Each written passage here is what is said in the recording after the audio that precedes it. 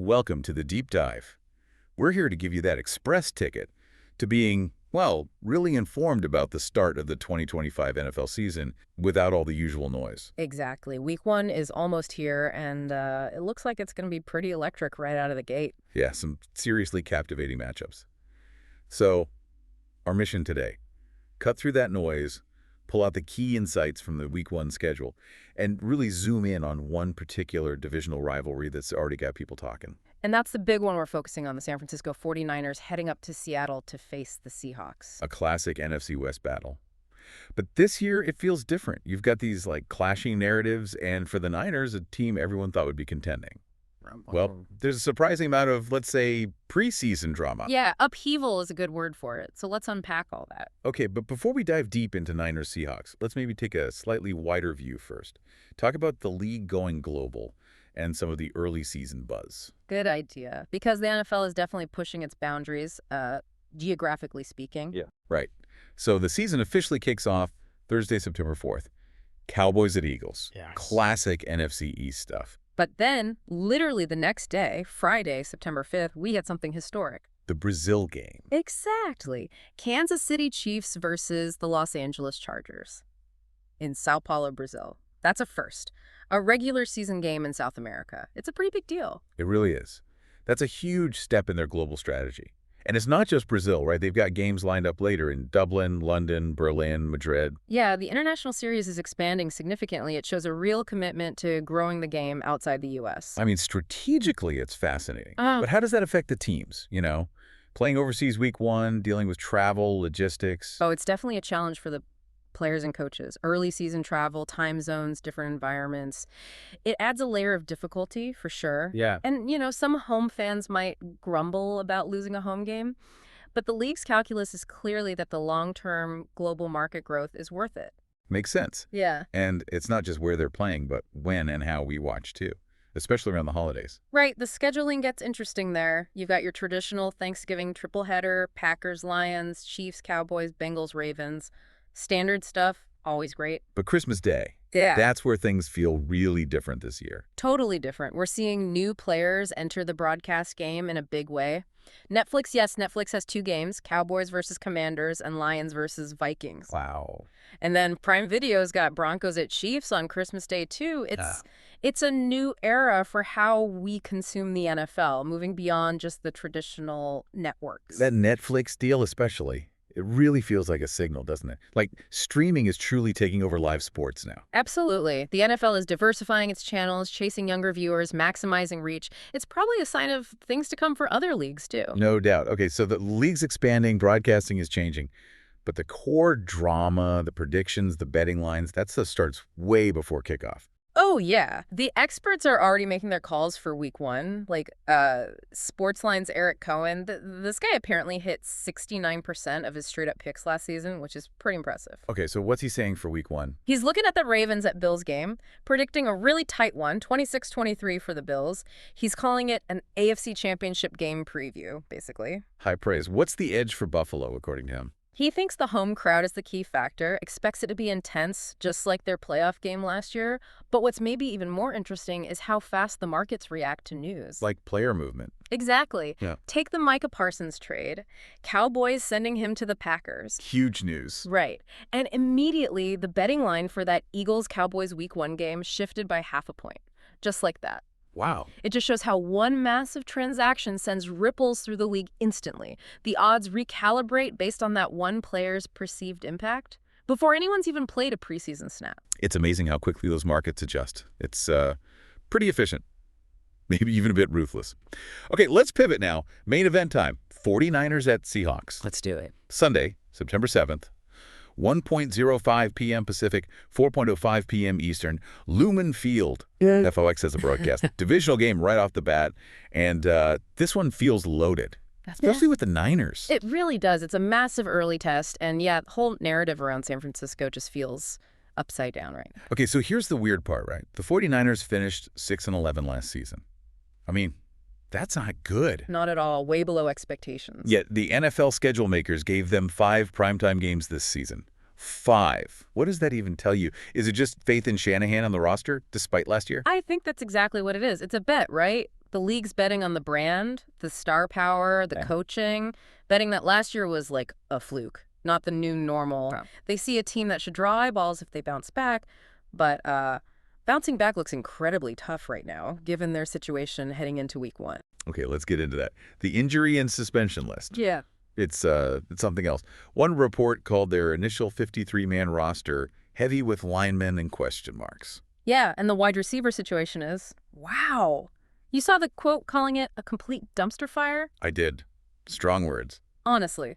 Might not be strong enough. It's almost comical. If it weren't so brutal for them, Shanahan must be tearing his hair out. So, walk us through it. Aiyuk first. Right. Brandon Aiyuk. Star receiver, he's on the reserve PP list, still recovering from that torn ACL and MCL he suffered way back in week 7 last year. And the timeline for his return? Not good for week 1. Not even close. Early's projection seems to be week 5, but more likely, week 6 or even later. Plus, his 2024 before the injury wasn't exactly lighting it up either. 6 games under 50 yards, no touchdowns. Ouch. Okay, so 1 star down. Who else? It gets worse. Demarcus Robinson, another receiver, suspended for the first 3 games. Substance abuse policy violation. And then you've got rookie Jacob Cowing, torn hamstring, out at least 6 weeks. Another receiver, Jordan Watkins, high ankle sprain, out about a month. This is unbelievable. I think there's more. Jauan Jennings. He's been dealing with a calf injury since July. Shanahan sounded hopeful, but not sure about week 1. Plus, he had some contract stuff going on, wanted to trade earlier, though Lynch shot that down. Even if he plays, how effective is he going to be with no practice? Good point. Rust is real. And because of all this, they apparently released some healthy veteran receivers during camp. Now, they literally, and I quote, will need to sign wide receivers before week 1 in Seattle simply in order to play the game. They have to sign guys off the street just to have enough bodies. Pretty much. It's an absolutely dire situation at a key position. So, who is healthy? This leaves Ricky Pearsall. Yep. Ricky Pearsall, the second-year guy. By default, he's suddenly the lone healthy option and the clear WR1 heading into Seattle. Wow. Talk about pressure. From potential contributor to WR1 overnight. Huge pressure. And think about it from Shanahan's perspective. His whole offense is built on matchups, exploiting specific weaknesses. Now he has to basically throw out the early playbook for the passing game. It's a massive tactical headache. Has Pearsall looked okay in camp at least? Reports are actually pretty good. Strong camp, apparently building some chemistry with Brock Purdy. Purdy's first preseason pass went to him, for what that's worth. Okay, a small positive. But yeah, Ben Solak at ESPN called him the Niners X Factor, said his production could make or break the entire season, especially early on. That's a lot to put on him. Especially given his rookie numbers weren't eye-popping, right? Something like 1.3 yards per route run. Exactly, 1.31 yards per route run. It's an efficiency metric, and that's not great. And a big chunk of his total yards last year came in games that didn't really matter at the end. So potential is there, but it's a huge unknown. Man. Okay, so receiver is a disaster zone. What about other spots? The injury report didn't stop there, did it? Nope. Dominic Puccini, their starting right guard, has a knee sprain, maybe a PCL issue. Could mean rookie Connor Colby has to start week 1. That's tough for an O-lineman. Yeah, offensive line needs cohesion. And even backup QB Mac Jones picked up a knee sprain. On defense, lineman Michael Williams, cornerback Upton Stout, they're hoping to get back to practice soon from knee and calf issues, but their status seems iffy too. Okay, what about McCaffrey? He's healthy now, but workload concerns. Always, right. He's fully healthy, quote unquote, but he's got a massive workload expectation and, crucially, no guaranteed money left after this season. So potential stat hunting? Right. Or maybe just trying to prove he deserves another big deal. Could be. The team brought in Brian Robinson Jr., presumably to spell him more, try to keep him fresh. But McCaffrey's health is always a season-long storyline. And even special teams. Yeah. Jake Moody's still having kicking issues. Yeah, reports are the accuracy problems that popped up last year are still kind of lingering. So it's just issues across multiple phases of the game. Feels like they're battling themselves before they even play Seattle. It really does. An internal struggle with huge external stakes. Okay, let's talk coaching adjustments. New faces there, too. Clay Kubiak is the new OC. He's Gary Kubiak's son, right? Yep. And his brother Clint is the OC for the Seahawks. Yeah, talk about a family affair in week 1. And they also brought in Gus Bradley as assistant head coach for defense. So with Bradley there and Robert Saleh still as DCC, how are they approaching defense, especially given all the offensive issues? This is where it gets really interesting tactically. Saleh has apparently noted that a league trend offenses are running the ball more. Okay. He even pointed to his own experience last year. Remember the opener. Shanahan's Niners ran it 38 times against Saleh's Jets. Saleh called it death by a million paper cuts. Huh. Okay, so he felt that firsthand. Definitely. So the thinking is Saleh might be shifting away from their traditional wide nine defensive front, which is really geared towards pass rushing off the edge, To do what instead? to prioritize stopping the run, especially against a team like Seattle who look like they want to pound the rock. He might use more five-man fronts to try to clog things up, protect what he sees as the defense's, quote, biggest weakness right now, presumably run defense, maybe exacerbated by injuries. That feels like a big shift. Trading off some pass rush potential to stop the run? Isn't that risky with guys like Bosa and Huff? It is a gamble, yeah. The risk is maybe you leave your corners more exposed if the pass rush doesn't get home as fast.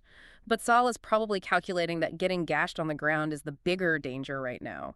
He likely still trusts Bosa, Huff, and hopefully Williams to generate pressure even from slightly different alignments. It's a pragmatic adjustment. Bold, but maybe necessary given the circumstances. Okay, let's flip to the other side. The Seattle Seahawks, what's the vibe up there? Confidence. Definitely confidence, especially from the fan base. They smell blood in the water with the 49ers issues. Yeah? Oh, yeah. Lots of talk about a strong performance, even a potential blowout. Fans feel like their team is, ascending while the Niners are descending. They expect to grind them all over the field. And a lot of that optimism probably starts at quarterback, right? Yeah. New leader there. Absolutely. Sam Darnold takes over as QB1, replacing Geno Smith. And fan expectations for Darnold are surprisingly high.